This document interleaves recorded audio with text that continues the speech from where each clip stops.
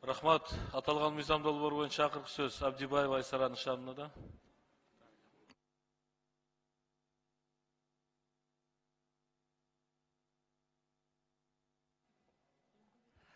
Рахмат. Саламатсыздарбы? Урматтуу өкмөт мүчөлөрү. Мыйзамга өзгөртүүлөрдү киргизүүдөгү негизги максаттарыңыздарды айтып коесуздарбы? Негизги максат тактоо иретинде Атаандаштык мыйзамына атаандаштык мыйзамына өзгөрүүлөрдү кандай өзгөрүүлөр кирди? Өзгөртүүлөр бул негизинен редакционный өзгөртүүлөр.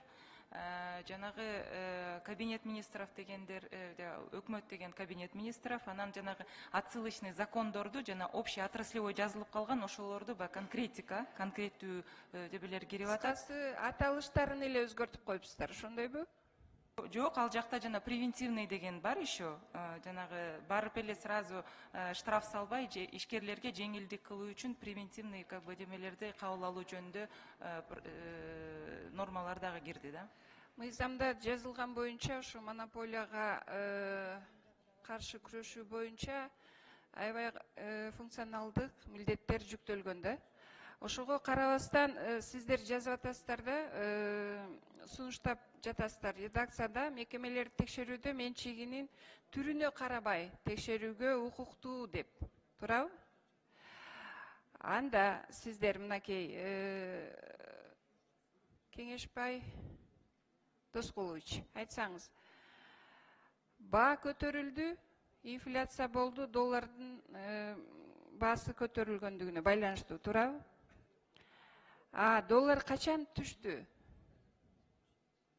Bir ay болду, түшүп калды, азыр даже 80-79-га түштү. Баа эмне үчүн түшпөйт?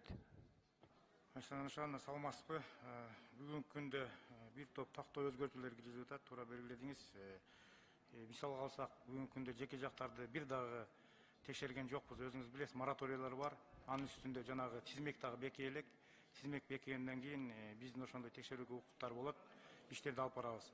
Ал эми баалар боюнча бүгүнкү күндө кумшекердин баасы өзүңүз билесиз, бизде коңшу Казакстан, коңшу мамлекеттерге караганда бир топ ылдый.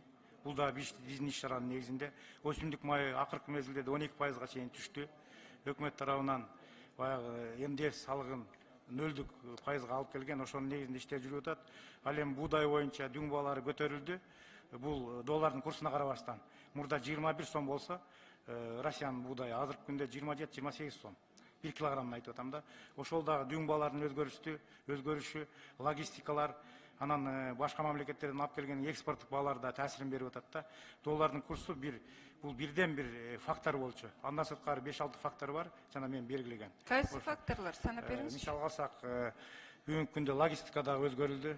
Логистика, андан сырткары жанагы мен айтып аткан экспорттук баалар өзгөрүлдү. Ошондой эле көлөмүнө да таасирлер болуп, чектөөлөр кирген. Экспортко көбүрөөк алып келе албай атабыз баштагыдай. Ошонун бардыгы ушул түз таасир берген факторлорго кирет да. Анда сиз бааны түшүрө албайт экенсиз да, милдетиңизди аткара албайт экенсиз да.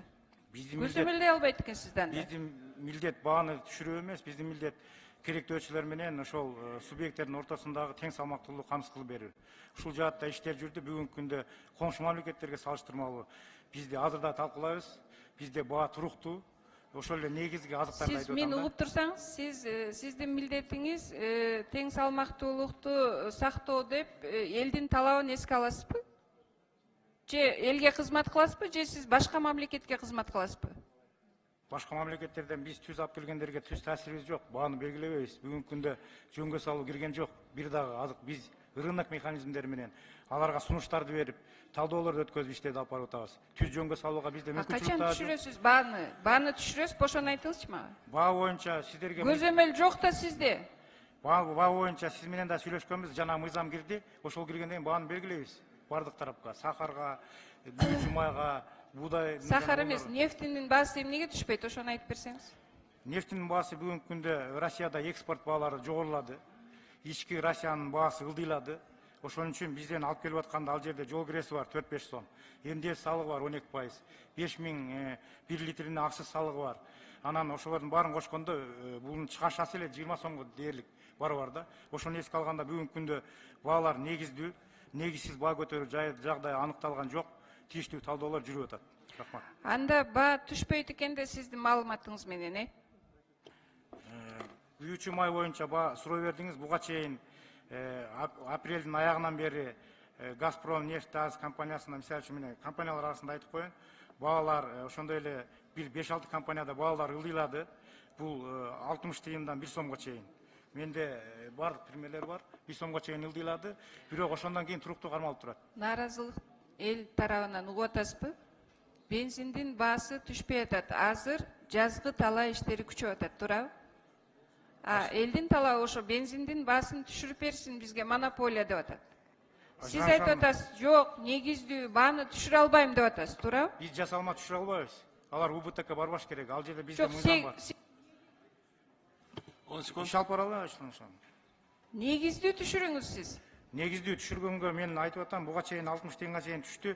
Бүгүнкү күндө $815, мисалы үчүн 3 майын эсептеп көрсөңүз, жана чыгымдар менен 1 литрине 65-66 сом. Өздүк наркы эле. Сиз аракет да кылбайт окшойсуз менин оюмча, түшүргөнгө. Мен түшүрүү дегенден алышмын, бааны туруктуу кармоого иштерди жүргүзөбүз. Кандай? Мен бааны туруктуу кармоого тийиштүү иш чаралар жүргүзөбүз, жүрүп атат. Түшүнүктүү. 10 секунд. Биз сиз менен өткөндө сүйлөштүк эле да, мамлекеттин ичинде доллар боюнча баалар бааланбасын деп. Ошол кандай, ушул мыйзамда каралды? Бул мыйзамда жок, бирок ал өзүнчө баягы керектөөчүлөрдүн укугун коргоо мыйзамында ошондой эле өкмөттүн токтому бар. Ал боюнча бир топ иш чаралар жүргүздүк, штрафтарды колдондук, эскертмелерди бердик. Өзүнчө маалымат берелик, канча штраф түшкөнү, канча компанияны жоопко тартканыбызды, канча рейд жүргөнүбүз бардыгын берелик сизге, жазуу жүзүндө. Жазуу жүзүндө берелик. Жазуу түрүндө бериңиздер. Айсара Нышановна, убакыт кошумча бердик, кечирим сураймын. Урматтуу депутаттар, аталган мыйзам долбоору боюнча суроолор бүттү.